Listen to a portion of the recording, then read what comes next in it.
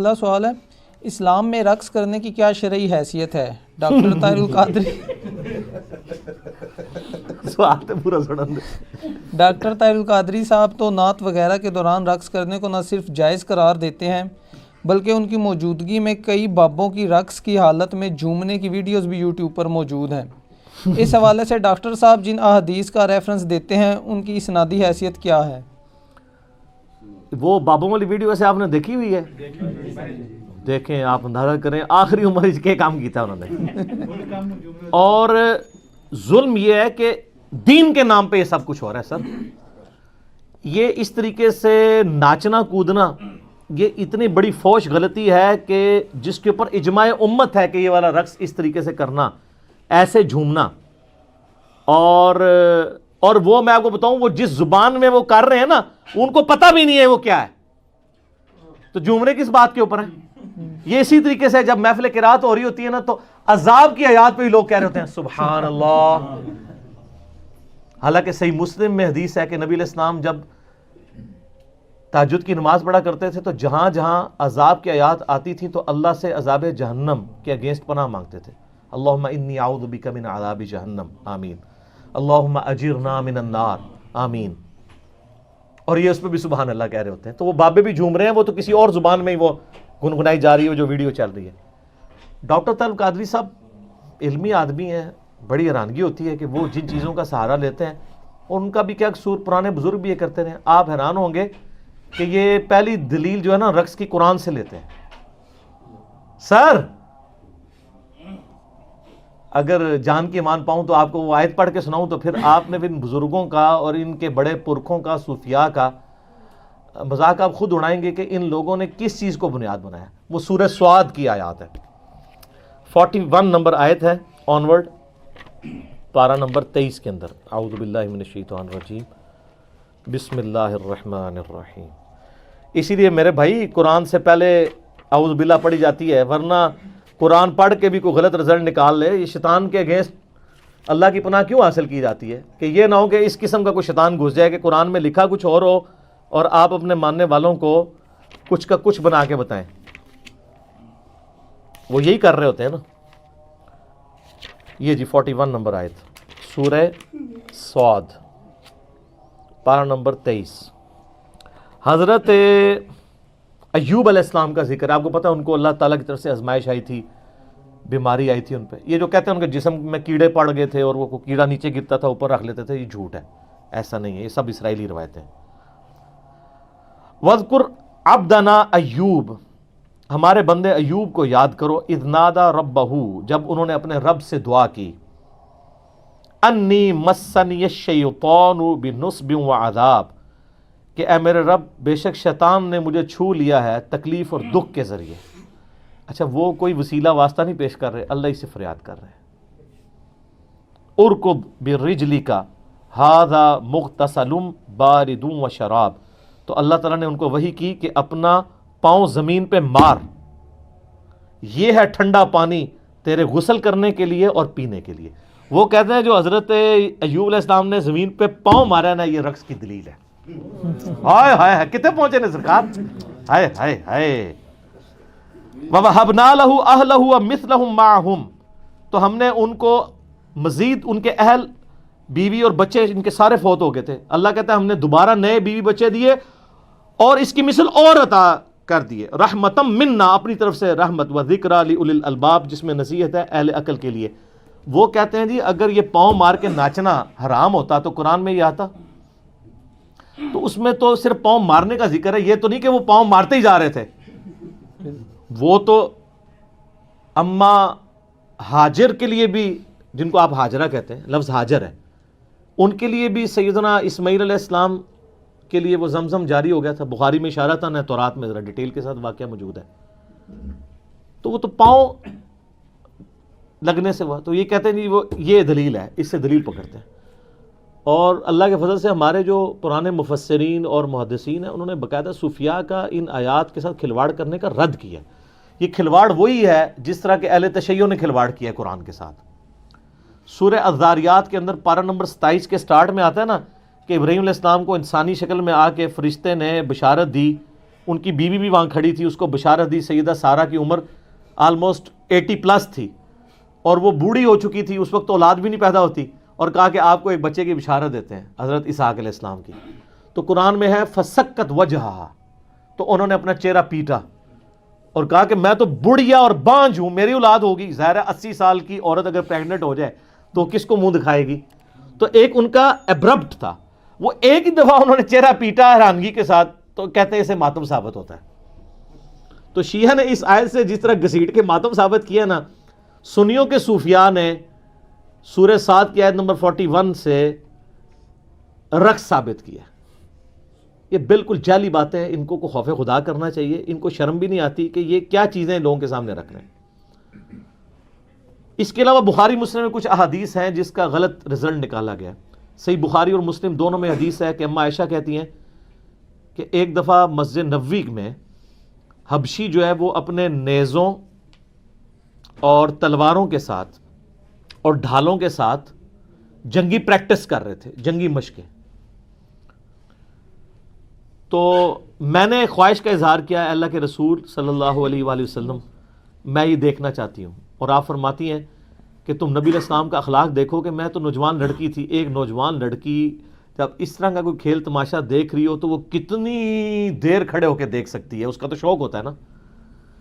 تو نبی علیہ السلام سامنے کھڑے ہو گئے, میں ان کے پیچھے کھڑی ہو گئی اور میں آپ علیہ السلام کے جسم مبارک سے یعنی اوٹ کر کے پردے میں وہ دیکھتی رہی جب تک کہ میں تھک ہی نہیں گئی. نبی علیہ السلام نہیں ہٹے. کیا شفقت تھی. اور پھر اماں عائشہ کے الفاظ ہیں تم سوچ سکتے ہو کہ ایک نوجوان لڑکی کتنی دیر کھڑے ہو کے یہ دیکھ سکتی ہے. تو اس میں الفاظ ہیں کہ وہ جنگی مشقیں کر رہے تھے, تو ظاہر جنگی مشقیں کرتے ہوئے بندہ جھومتا بھی ہے وہ سارا. تو اس حدیث سے وہ دلیل لیتے ہیں کہ وہ جھوم رہے تھے نا, تو اس سے رقص کا ثبوت ملتا ہے. حالانکہ جنگی ٹریننگ میں اس طریقے سے پریکٹس کرنا, وہ تو عام جم میں بھی آپ چلے جائیں یا کوئی ورزش لگانے کے لیے چلے جائیں, اس کو آپ اس طرح کا قرآن اور سنت کے نام کے اوپر ناچنا اور بابوں کو نچانا ممبروں کے اوپر.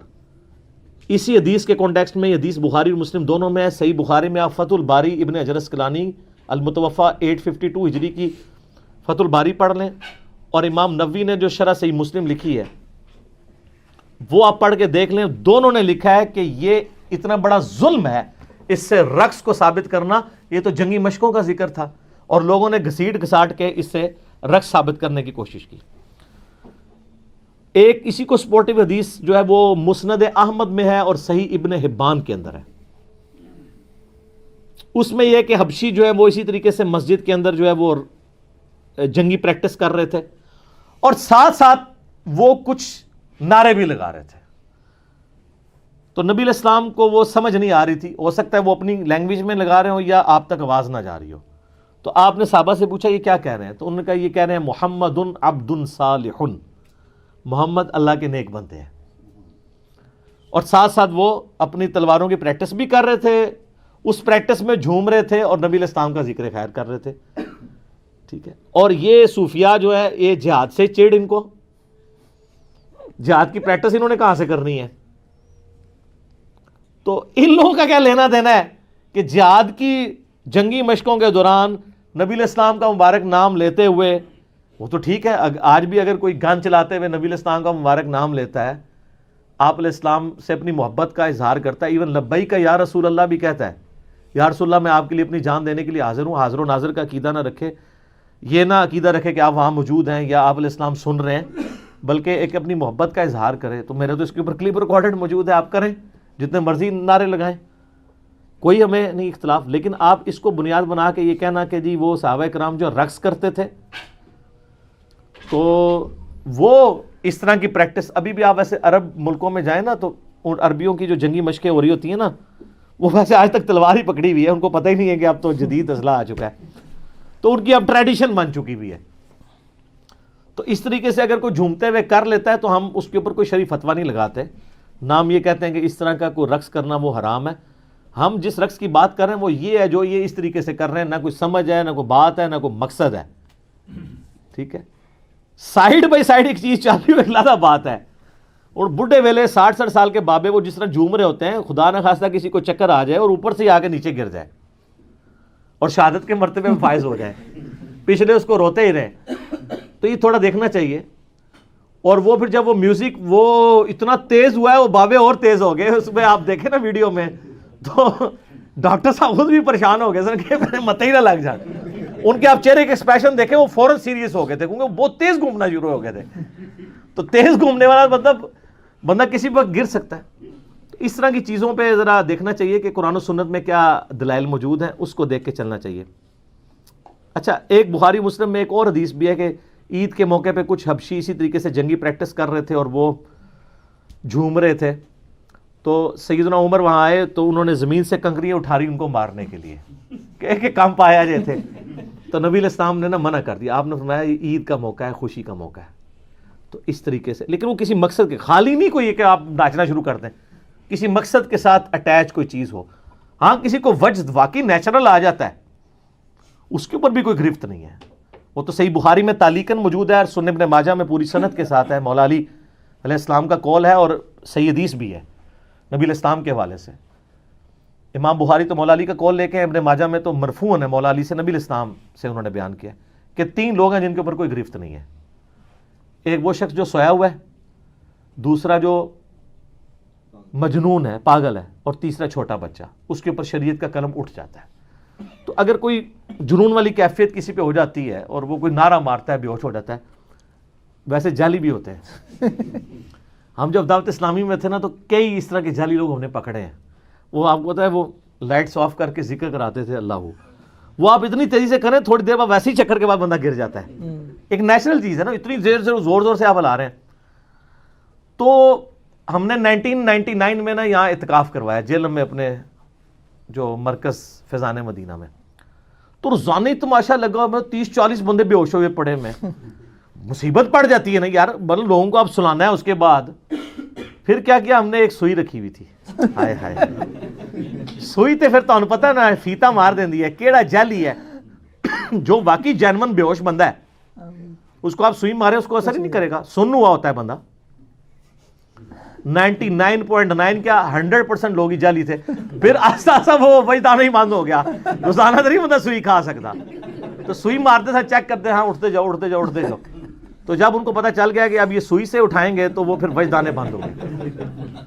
تو سر یہ جو بابے جھوم رہے ہوتے ہیں نا, تو ایک سوئی رکھ لیں آپ, ٹھیک ہے, ایک ایک بابے نے سوئی لا کے چیک کرو, تو انشاءاللہ تعالی ان کا سارا وجد اتر جائے گا.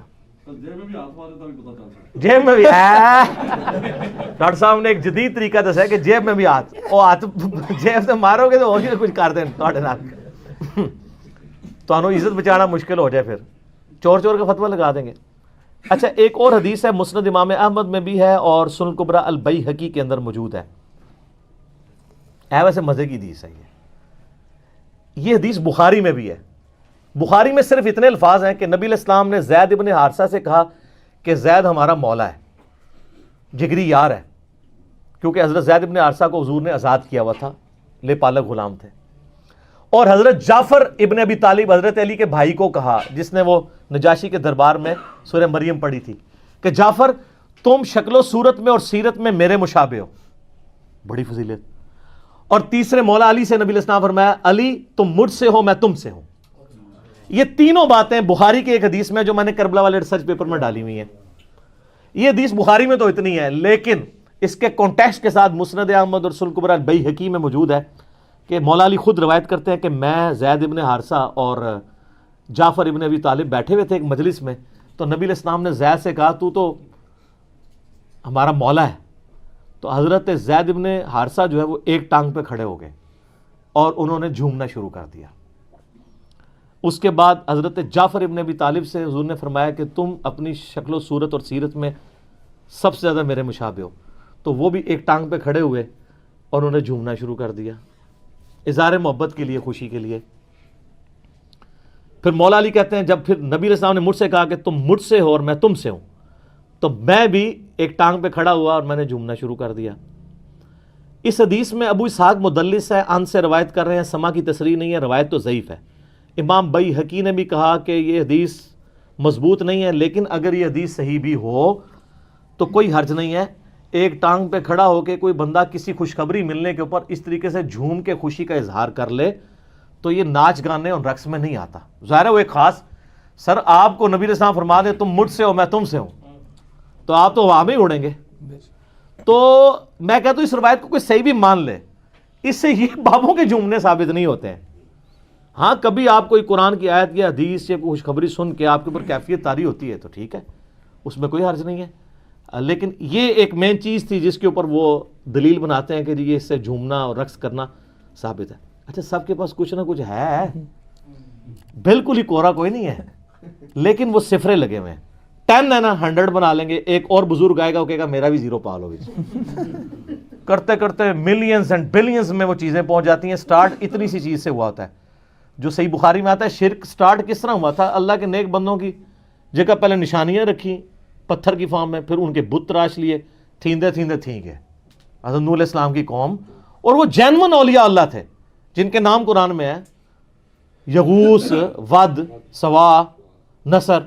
یہ مطلب سٹارٹ تو بالکل انہوں نے محبت میں کیا تھا. یعوق بھی تھا, یہ 5 تھے. تو لیکن اس کا اینڈ رزلٹ جو ہے وہ بہت برا نکلا.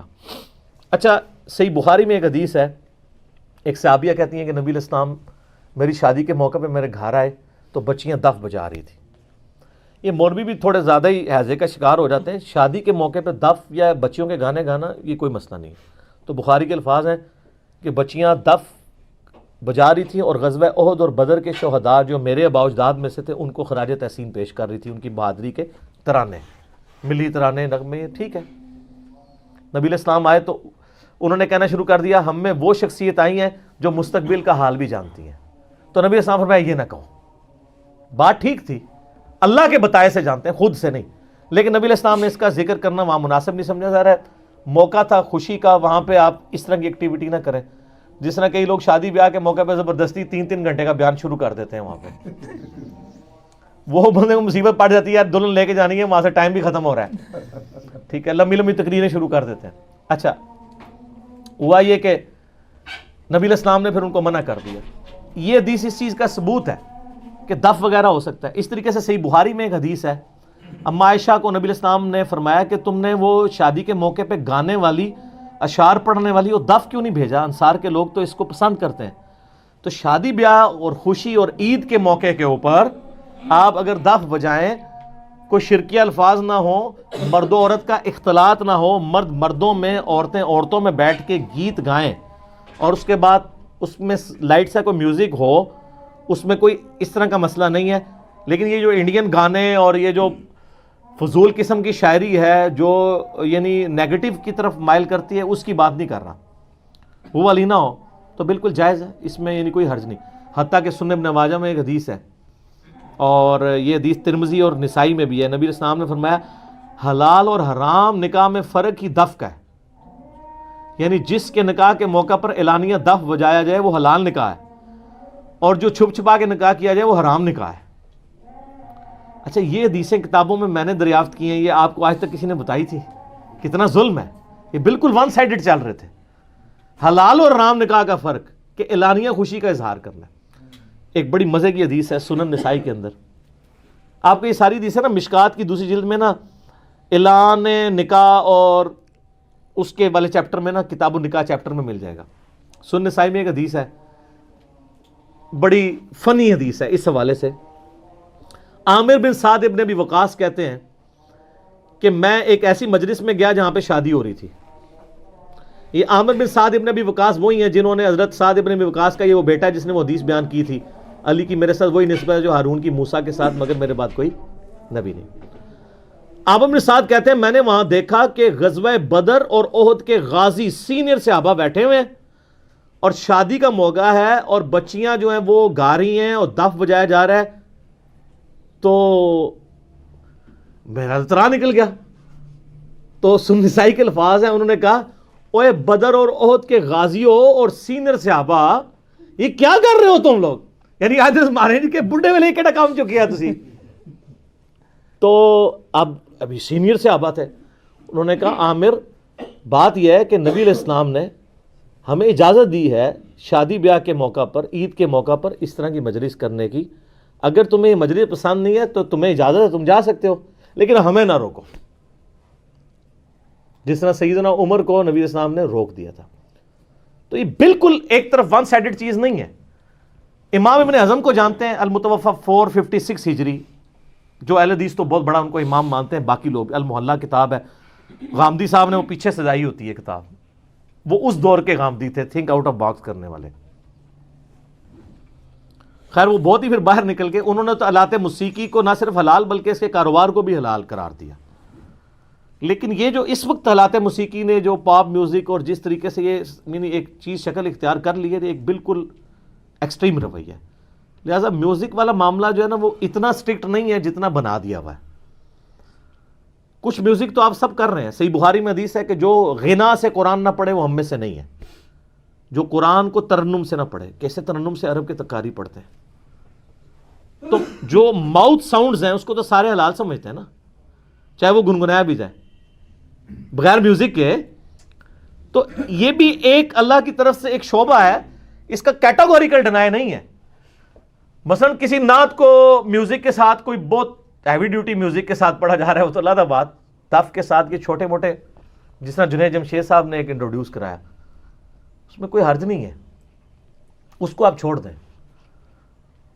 میں آپ کے سامنے اگر یہ کوئی بھی ایک کوئی نعت ہے اس کو پڑھنا, تو اگر اس کو گنگناؤں, مثلا وہ جنید جمشید صاحب کی وہ نعت ہے نا, محمد کا روزہ قریب آ رہا ہے, اس کو اگر میں گنگناؤں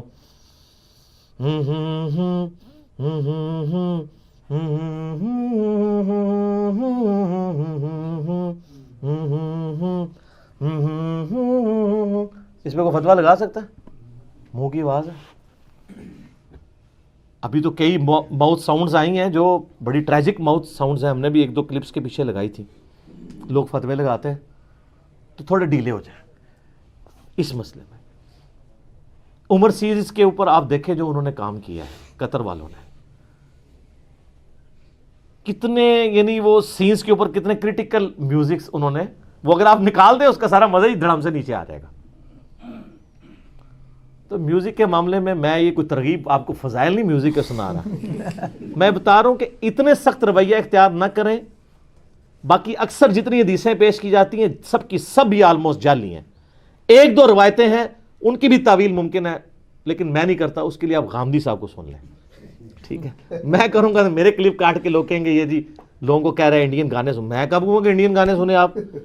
میں تو پاکستانی قوالیوں کے بھی خلاف ہوں, شرکیہ قوالیاں اور عجیب, کو تمیز ہے.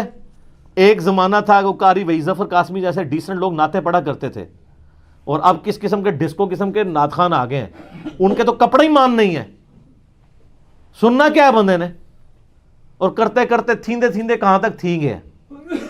اس لیے ہم اپنے اس پلیٹ فارم سے ایک تو شرک سے پاک نعتوں کا سلسلہ, دوسرا ڈیسنٹ شاعری والا سلسلہ, اور اس میں سب کی نعتیں آپ دیکھیں گے. میں نے پہلے بھی اعلیٰ حضرت کی کئی نعتیں پڑھوائی, اب بھی ہم اعلیٰ حضرت کی کئی نعتیں ہیں جو شاہکار ہیں. میں کہتا ہوں نبی علیہ السلام سے محبت کا جو اظہار کیا ہے کمال کر دیا. ہمیں ان سے علمی اختلاف اپنی جگہ. میں اکثر اپنے بھائیوں کو نجی محفل میں کہتا ہوں, آج آن کیمرہ بھی کہہ دیتا ہوں, کہ اعلیٰ حضرت نے جو اظہار محبت اپنی شاعری میں نبی علیہ السلام کے ساتھ کیا ہے نا, اس طرح کا میرے علم میں کسی بھی عاشق نے اپنے معشوق کے لیے نہیں کیا ہوگا. جو انہوں نے اظہار کر دیا, جو تمثیلیں انہوں نے بیان کی ہیں. چلیں انشاءاللہ کبھی موقع ملا تو میں اعلیٰ حضرت کی شاعری کے اوپر نہ صرف آپ کو الفاظ کے چناؤ کے اوپر اور جس طریقے سے انہوں نے فٹ ان کر کے جو نبی علیہ السلام سے محبت کا اظہار, میں نے ایک نعت پڑھی بھی, آپ جا کے یوٹیوب پہ دیکھ لیں. قیامت کے دن کا نقشہ کھینچا انہوں نے, پیش حق مجدہ شفاعت کا سناتے جائیں گے, آپ روتے جائیں گے ہم کو ہنساتے جائیں گے. ہاں چلو حسرت زدو سنتے ہیں کہ وہ دن آج ہے, تھی خبر جس کی کہ وہ اپنے جلوے دکھاتے جائیں گے. کیا کمال ہے جناب. وہ کہتے ہیں قیامت والے دن تو ہمارا اس اعتبار سے عید کا دن ہے کہ ہم رسول اللہ کی زیارت کریں گے, جس کے لیے ہمیں ہمارے پیروں نے جھوٹے وظیفے بھی سکھائے تھے, اینی دفعہ درود پڑھ لو, اینی دفعہ کر لو. تو یعنی میں کہہ رہا ہوں, یہ انہوں نے نہیں کہا. تو کمال جناب وہ نعت ہے, اور میں نے اس نعت کے ایک ایک شعر کے اوپر بخاری مسلم سے حدیثیں پیش کر کے اس کی ریکارڈنگ کروائی ہے. یوٹیوب پہ آپ لکھیں پیش حق مجدہ شفاعت کا سناتے جائیں گے. تو انشاءاللہ میں نے شعیب کو کہا ہے کہ وہ تیار کرے گا, تو اس سے بھی پڑھوائیں گے انشاءاللہ تعالی. تو لیکن اس کے لیے آپ کو تھوڑا شاعری کا ذوق، اردو لنگوسٹک بھی آنی چاہیے، پھر آپ کو مزہ آئے گا کہ وہ بات کہاں سے اٹھا کے کہاں لے کے جا رہے ہیں، پھر آپ جھوم اٹھیں گے. کمال. میں تو ابھی بھی یعنی کئی بار اعلیٰ حضرت کی نعتوں کے ایک آدھ شعر بھی سنتا ہوں، میرے پہ وجد طاری ہو جاتا ہے. وہ سوئی والا وجد نہیں یعنی سوز و گداز کی کیفیت طاری ہو جاتی ہے کہ کیا کمال ہے یار، کہاں سے شعر کہہ دیا یار، کہاں پہ پہنچا دیا، ایک بار بندے کو ہلا کے رکھ دیا. ٹھیک ہو گیا جی. ٹھیک ہے جی. اللہ تعالیٰ سے دعا ہے جو حق بات میں نے کہی اللہ تعالیٰ ہمارے دلوں میں راسخ فرمائے. اگر جذبات میں میرے منہ سے کوئی غلط بات نکل گئی اللہ تعالیٰ ہمارے دلوں سے معاف کر دے. آمین. ہمیں کتاب و سنت کی تعلیمات پر عمل کر کے دوسرے بھائیوں تک پہنچانے کی توفیق عطا فرمائے. سبحانک اللہم و بحمدک اشہد ان لا الہ الا انت استغفرک و اتوب الیک وما علینا الا البلاغ المبین. جزاکم اللہ خیرا.